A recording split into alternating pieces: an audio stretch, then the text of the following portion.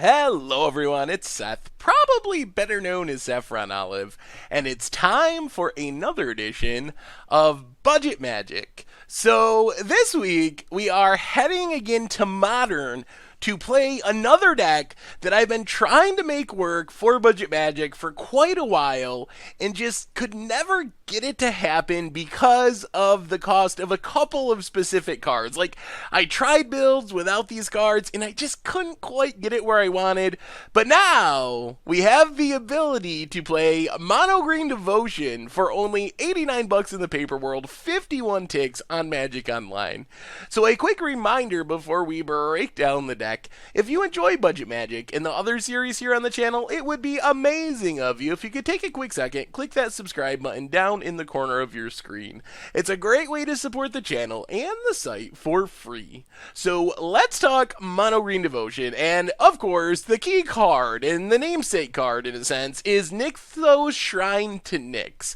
So the whole idea of this deck is to get a bunch of green mana symbols on the battlefield, and then use Nixthos to make an absurd amount of mana. And with that mana, we are able to win the game. So that is kind of the entire plan, is Nixthos. We even have some ways to untap Nixthos, bunch of green mana symbols, go big with mana really quickly. So we have a ton of ramp to support this plan, and some of this ramp directly works with Nixthos, otherwise this just adds extra mana. So we have the Arbor Elf Utopia Sprawl plan. This can get us all the way up to 4 mana on turn 2 if we can turn 1 Arbor Elf, turn 2 Utopia Sprawl, tap, untap, tap. That's 4 mana that we can spend on something. Voyaging Satyr is a backup Arbor Elf, plus it can untap any land. So once we are ready to go big with Nixthos, we can use Voyaging Satyr to just untap Nixthos and double up. And we get to the point where Nixthos will sometimes be tapping for like 10 mana or even more than that. So being able to double that up with Voyaging Satyr lets us go way over the top. And then Elvish Mystic, kind of the worst of our mana producers, but it still helps us ramp. We have a lot of powerful 3 mana plays that we want to get to.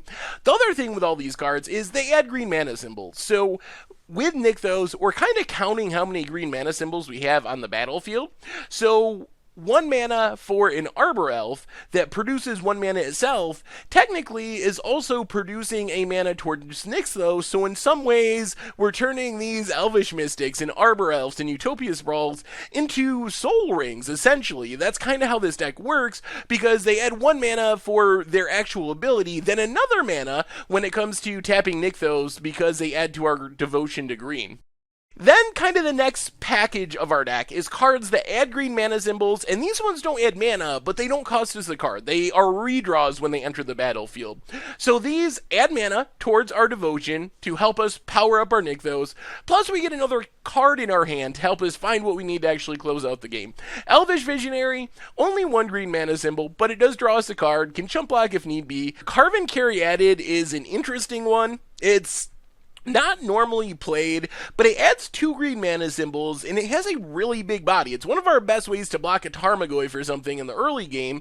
And then Wistful Selkie has 3 green mana symbols, so some of our nuttiest draws are things like turn 1 Arbor Elf, turn 2 Utopia Sprawl, a forest, into Wistful Selkie that already gets us to 5 mana symbols on the battlefield. So then on turn 3, we can potentially just make an absurd amount of mana and be playing some really powerful, expensive things like 7 or 8 mana on turn 3. And then it's really hard for decks to catch up from that. Then we have our reprinted in Modern Masters 2017 slide, and these aren't the reasons we couldn't play the deck before. You can get by without Scavenging Ooze, but having Scavenging Ooze is actually a pretty big deal. It helps fight graveyards, which is important in specific matchups. It can grow pretty big, which is nice, and it also gives us the ability to gain some life, and it's super cheap thanks to Modern Masters. Thragtusk is one of the kind of like mid-game plays in this deck. It's not really our finisher, although we do occasionally win just by playing like Thragtusk, gain a bunch of life, beat you down. But it's a great stabilization play on turn 3, sometimes on turn 4, but when we can get it down fairly early in the game, the life gain, the 2 bodies for blocking, since if it dies we get a beast token, is really good against a lot of decks. And the nice thing about Thragtusk is it's good against control decks, because even if it eats a removal spell, we get value value from it, and it's great against aggro decks because they can't get through the double blockers and the life gain is really relevant. So in everything except full-on combo matchups, Strike Tusk is just a really powerful effect, especially when it comes down early. And then Harmonize just keeps us cycling through our deck, drawing more cards. Then kind of how we finish the game, we got two different plans. So plan one is Primal Command. And Primal Command, another Modern Masters 2017 reprint, although it had already come down in price a bit because it was reprinted in a dual deck, I believe.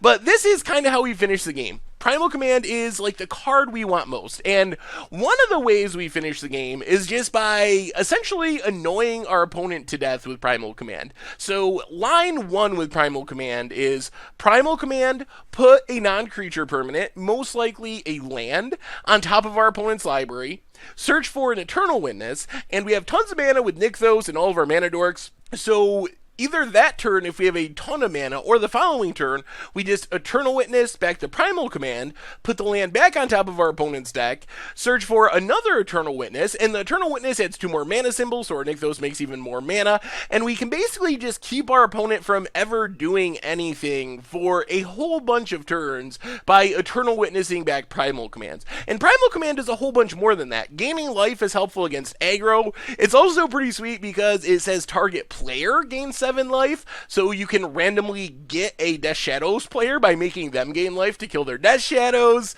So it actually does a whole bunch of things, but usually plan A is Primal Commands for Eternal Witness to just keep our opponent from playing Magic while we win. Eventually, we switch modes with Primal Command, and we search up one of our actual finishers. So Hornet Queen does a pretty good job of closing out the game, makes a bunch of bodies really hard to attack through. It even blocks in the air, since everything has Death Touch, all that stuff dies, so it's actually super powerful. But the reason we couldn't play this deck until Modern Masters 2017 came out was Craterhoof Behemoth. This is the card that makes the deck work. So this is a card that lets us just finish the game right away.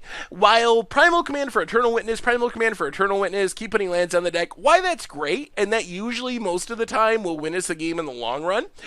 Craterhoof gives us a way that we just Primal Command, search out a Craterhoof, play Craterhoof, we have all these random creatures on the battlefield, attack and win the game on the spot, where our opponent doesn't have any chance of getting out of it. And Craterhoof was super expensive before. It was like $25, and even though I only needed it as a one-of to finish the game and search up with Primal Command, I just couldn't get things to fit under the budget because Eternal Witness is sort of expensive, like Primal Command's Thragtusk. So having it drop from $25 to $10 suddenly makes this deck possible on a budget. I tried playing this deck without Craterhoof using other finishers, and it just wasn't the same. Like, it wouldn't work the way we needed it to. But now that we have Craterhoof, this deck is super scary.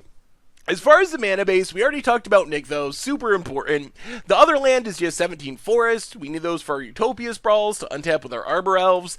In the sideboard, Fog and Feed the Clan is for aggressive decks, essentially. Aggressive, creature-based decks, Affinity, decks like that, Go Wide, Goblins decks, anything that's super aggressive. Then we have Dismember and Gutshot for removal. And then Gaia's Revenge and Acidic Slime are cards for more controlling matchups. Also, kind of help against Tron and decks like that. So Gaia's Revenge is just huge and can't be countered. So we just smash our opponent to death with the Gaia's Revenge if our opponent's on a control counter heavy plan. Acidic Slime, when we can ramp into it on turn 3, which isn't that uncommon with our deck, we can actually fight against Tron by Acidic Sliming away their lands. Also good against control decks that need a lot of mana for their big finishes and to leave up counters and stuff. So it helps out a lot there. And that is Mono Green Devotion for Modern, and that's our budget Magic deck for this week. So this deck is really sweet. I really like it. It's really fun. It's really competitive. There are a couple of downsides to it. One is, being mono green, we don't have great answers for fast combo decks. Like, if we run into a deck like Storm or something like that, it's essentially just a race, and while our deck can be pretty quick, it's not always quick enough to beat like turn 3 combo decks. If our opponent's playing creature-based combo decks, like Infect for example, we do have answers in the sideboard and we got lots of blockers, so that's not too scary. So that's kind of the weakness of the deck, is heavy all-in combo decks. That's where we struggle.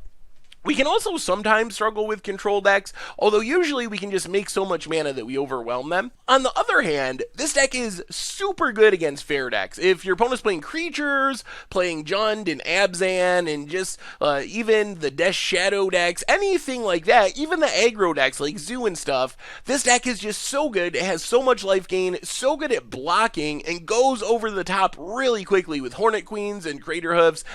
So we have a lot of really good matchups, also have some bad matchups. So as far as playing this in your local gaming store, I think a lot of it comes down to your local meta. If everyone's playing Brawl Storm or something like that, you might want to leave this one on the sideline. On the other hand, if you have a lot of people that are playing Jund and Abzan and Death Shadow and Zoo decks and anything like that, then I think this is actually a really good option. There's also some really cool upgrade paths where you can splash red in the deck for some powerful options. So if you want to hear about those, make sure to follow the link in the description to the article where there's an upgrade list that you can work towards if you want to have even more power with a very similar deck.